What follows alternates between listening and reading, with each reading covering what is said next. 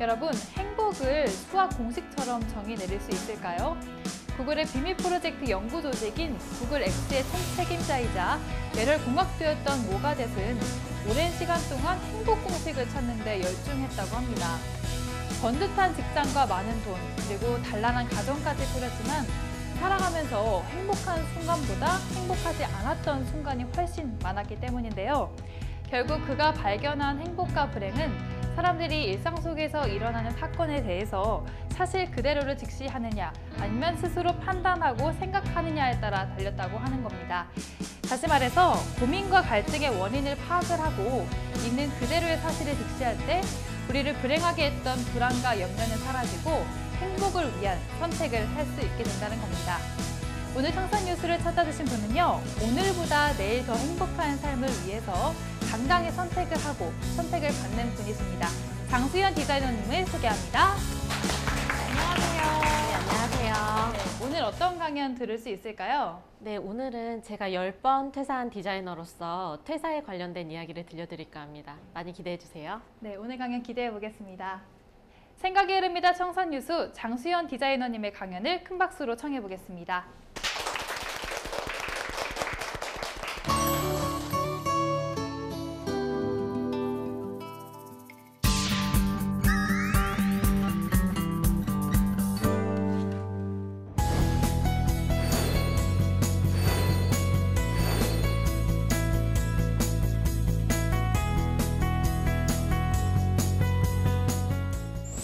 네, 안녕하세요. 디자이너 장수연입니다.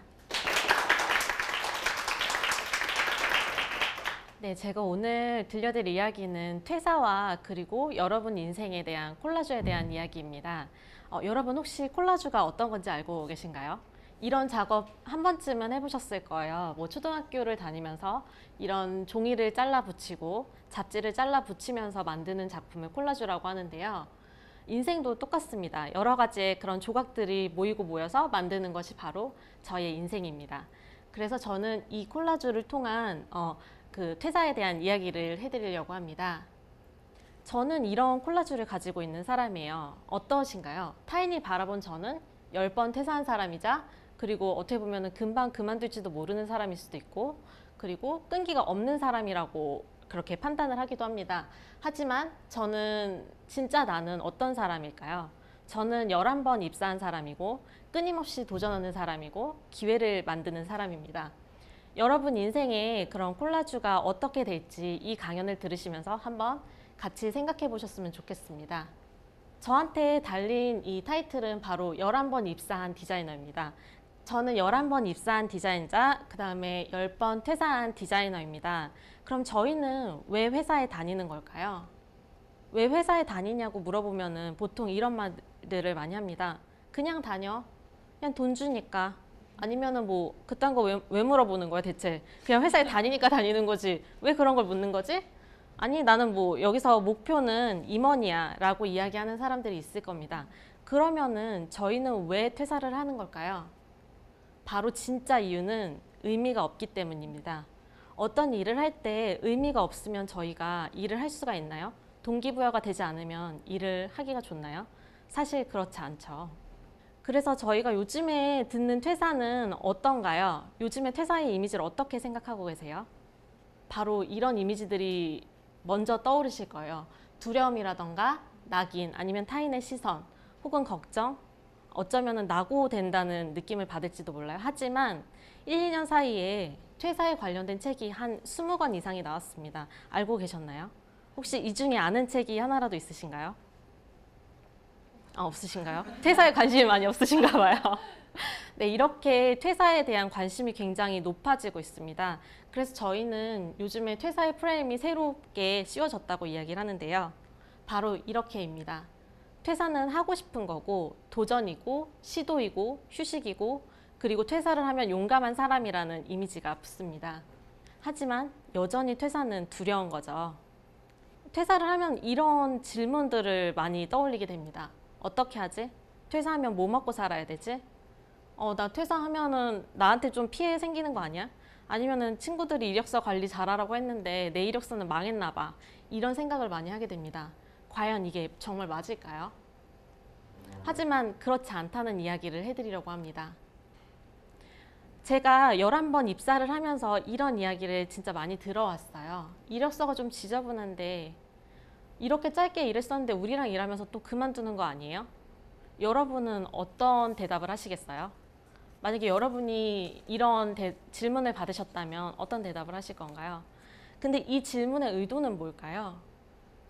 경영자가 바라는 이 질문의 의도는 바로 이것입니다. 너 우리랑 일을 할 때 꾸준히 일할 수 있어? 잘할 수 있어? 바로 이겁니다. 그러면 경영자가 원하는 사람은 어떤 사람일까요? 퇴사를 많이 해서 일을 못하는 사람일까요? 아니면 실력이 있는 사람일까요? 경영자가 원하는 건 바로 실력이 있는 사람이라는 겁니다. 상대가 원하는 것이 무엇이고 그리고 상대가 바라는 것이 무엇인지를 파악해야지 저희가 일을 할 때 좀 더 동기부여가 되게끔 일을 할 수가 있습니다. 그러면은 어떻게 하면은 우리가 원하는 회사 그리고 이런 동기부여가 되는 회사를 찾을 수 있을까요? 어떻게 보면은 입사를 하는 것은 결혼과 똑같습니다. 저희 결혼을 할 때 어떻게 사람을 선택하죠? 반려자를? 연애를 통해서 반려자를 선택하잖아요. 마찬가지로 입사도 똑같은 겁니다. 이 사람이 어떤 사람인지 저희가 알아야만 하는 겁니다. 그리고 이 회사가 어떤 사람인지 알아야 하는 겁니다. 그럼 연애 기간에는 어떠세요?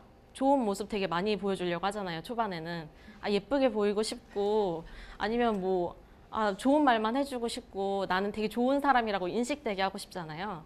근데 입사 초반에 똑같습니다. 여러분이 아마 이력서에 여러분의 오점을 남기는 그런 이야기는 하지 않을 거예요. 분명히 회사도 처음에 보여지는 모습에는 온라인상에 올라와 있는 거는 모두 좋은 이야기, 그 다음에 좋은 이미지만 올라와 있을 겁니다. 그럼 그게 진짜일까요? 연애를 하다 보면 그렇지 않죠. 좀 다른 부분도 생기잖아요. 얘가 알고 보니까 좀 냄새가 나는 애였던 것 같아. 아니면 얘가 좀 성격이 내가 처음에 봤던 그 이미지가 아니야 라고 생각을 할 수가 있잖아요.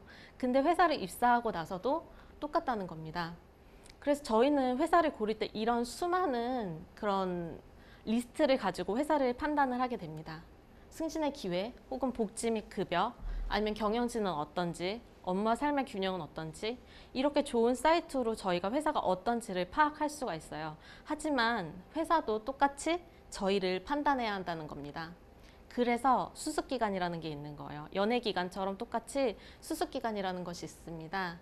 회사는 저희한테 이 사람이 정말 가능성이 있는 사람인지, 이 일을 해낼 역량이 있는 사람인지, 아니면 이 사람의 태도는 어떤지, 인성은 어떤지, 그러면 우리와 잘 맞는지에 대해서 고민을 하게 됩니다. 저도 처음부터 이 모든 리스트를 확인을 하고 내가 원하는 회사는 이 회사야 라고 한 번에 입사를 했던 것은 아니었습니다. 만약에 회사와 맞는 인재를 찾고 있다면 저희도 똑같이 저희와 맞는 인재를 찾아야 하는 거잖아요.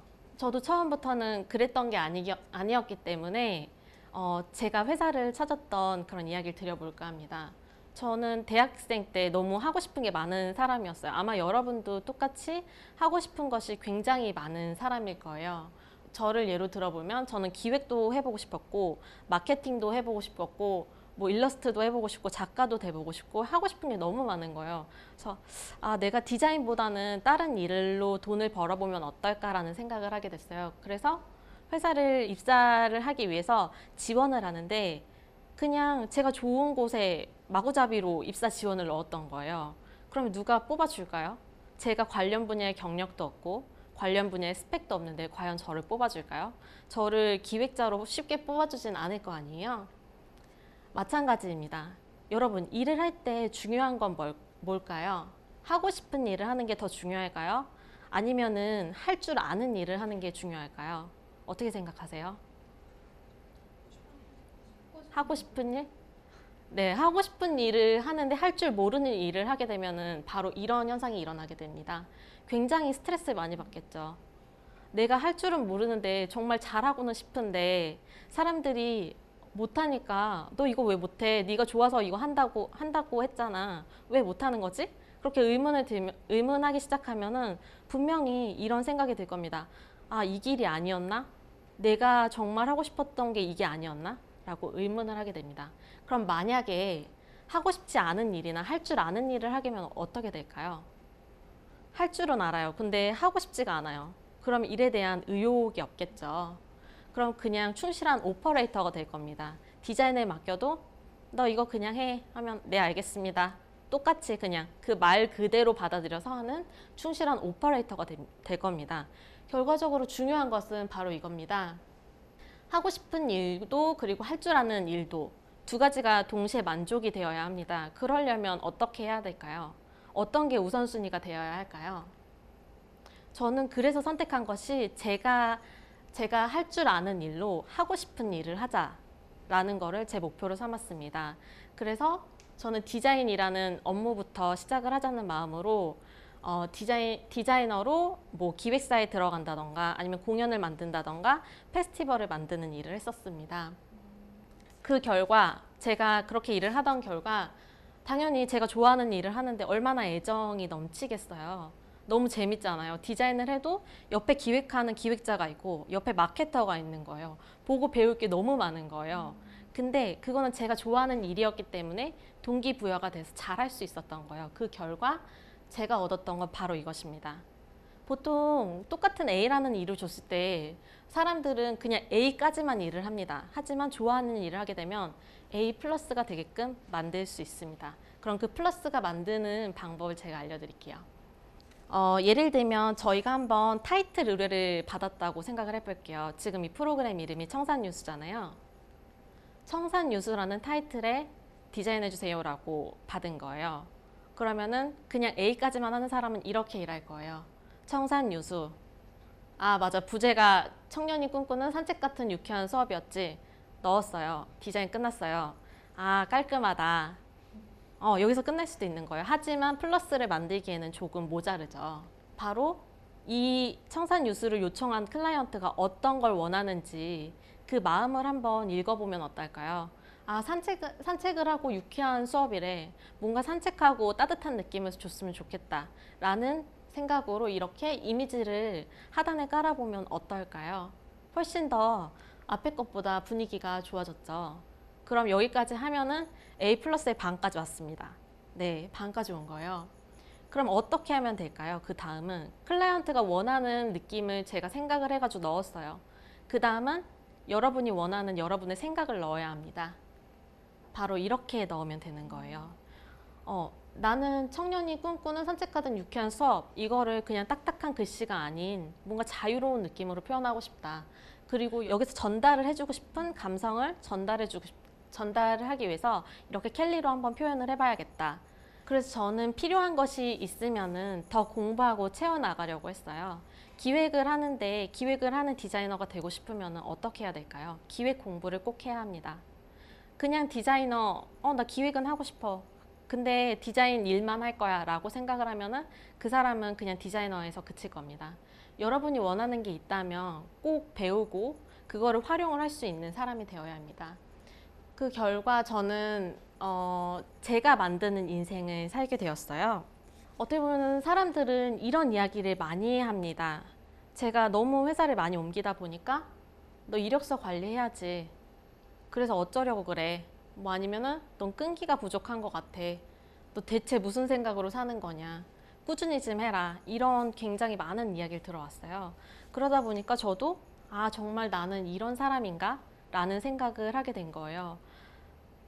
너무 궁금한 거예요. 정말 내가 그런 사람인지. 그래서 한번 심리 상담이라는 걸 받아보자. 내가 그렇게 끈기가 없는 사람인가? 아니라고 생각하는데 나는. 그래서 한번 심리 상담을 받아봤어요. 그랬더니 결과가 굉장히 놀라웠어요. 어땠을까요? 제가 끈기 없는 사람으로 나왔을까요? 네.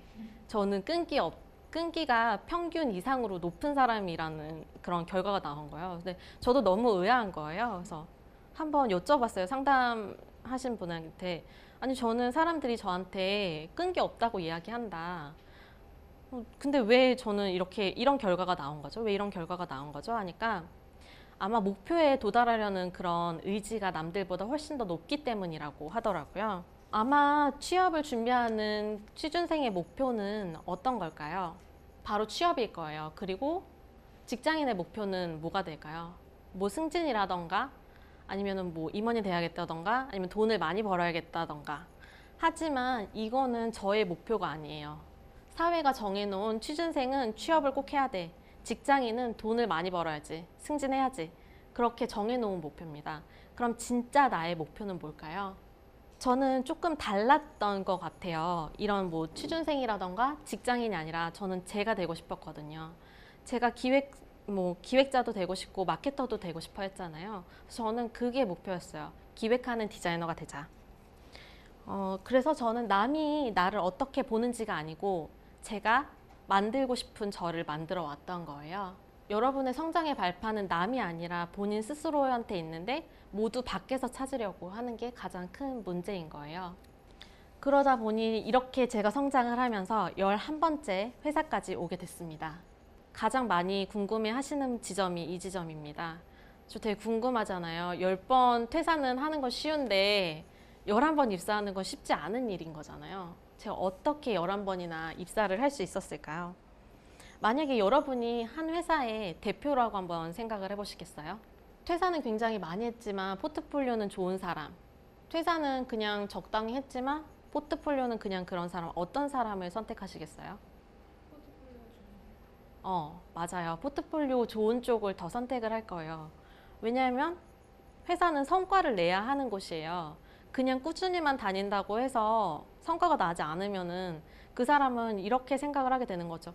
아, 저 친구는 그냥 돈만 축내는 것 같아. 나한테 갖다 주는 게 없는 것 같아 라고 느끼게 될 거예요. 바로 이게 제가 퇴사가 잘 됐던 지점 중 하나였던 것 같아요. 저는 남들보다 좋은 포트폴리오를 갖고 있었거든요. 그럼 어떻게 남들보다 좋은 포트폴리오를 제가 가질 수 있었을까요? 바로 그건 이겁니다. 제가 10번이나 퇴사했잖아요. 저한테는 11개의 이력서와 포트폴리오가 있습니다. 이거는 무슨 차이일까요? 한두 번 퇴사한 사람들은 한두 개밖에 없을 거예요. 근데 모든 일이 하다 보면 굉장히 많이 늘게 돼 있잖아요. 저도 똑같았어요. 처음에 한두 번, 두 번째, 세 번째 포트폴리오까지는 정말 좀 볼품 없었어요. 제가 봐도 아, 이거 좀 별론데? 라고 생각을 했었어요. 근데 11번을 하다 보니까 이력서랑 포트폴리오의 질이 높아지더라고요. 그리고 이 회사에 지원을 할 때는 어떤 내용을 넣어야겠다. 어떤 포트폴리오에 작품을 넣어야겠다라는 생각을 하게 된 거예요. 남들보다 더 많은 그런 이력서를 만들게 되다 보니까 제가 선택되기가 좀 더 쉬웠던 거죠. 결과적으로 제가 드리고 싶은 말씀은 이거예요. 여러분 퇴사하려고 생각하지 마세요. 꼭 퇴사가 답이 아닐 수도 있어요. 어떻게 보면 내부에서 원인을 찾을 수도 있고 내부에서 변화를 시도할 수 있어요. 저는 그 변화를 모두 시도를 해봤고 만약에 그렇지 않다면 그때 탈피를 했던 겁니다. 1년에 한 번 정도는 여러분을 정비하는 시간을 가지셨으면 좋겠습니다. 아마 한두 번 포트폴리오를 정비한 사람보다는 10번, 20번 정비한 사람이 훨씬 더 좋은 포트폴리오를 갖게 될 거잖아요. 그러니까 여러분한테 퇴사를 권하는 게 아니고 여러분이 매해 어떻게 내가 발전하고 있는지, 내가 얼마만큼 성장했고 나한테 부족한 건 뭔지 한번 생각을 해보시라는 겁니다. 자, 그러면 여러분 다시 한번 봐볼게요. 어떤가요? 제가 되게 방황하고 있고 뭔가 부족한 그런 사람으로 보이시나요? 저는 그렇지 않습니다. 이제는 제가 정말 얼마 전까지만 해도 친구들은 이렇게 얘기했어요. 쟤는 끈기도 없고 10번이나 퇴사하고 어쩌려고 저런지 아이고 쯧쯧쯧 이랬는데 지금 친구들이 저한테 말하는 건 쟤는 되게 도전하는 친구야. 쟨 진짜 굉장한 친구야. 용감한 친구야. 쟨 자기가 원하는 걸 위해서라면 뭐든지 하는 친구야 라고 이야기를 하게 됐습니다. 저에게 퇴사는 진짜 나를 만드는 그런 시간이었던 것 같아요. 그리고 저는 그 퇴사를 통해서 굉장히 많이 발전해왔고 많이 도전했습니다. 여러분도 여러분 인생에 도전을 해야 할 것들이 수없이 많을 거예요. 그거를 꼭 도전해보시고 성장하시길 바랍니다. 그리고 여러분이 원하는 여러분만의 인생의 콜라주를 만드시길 바라겠습니다. 감사합니다. 디자이너 장수연이었습니다.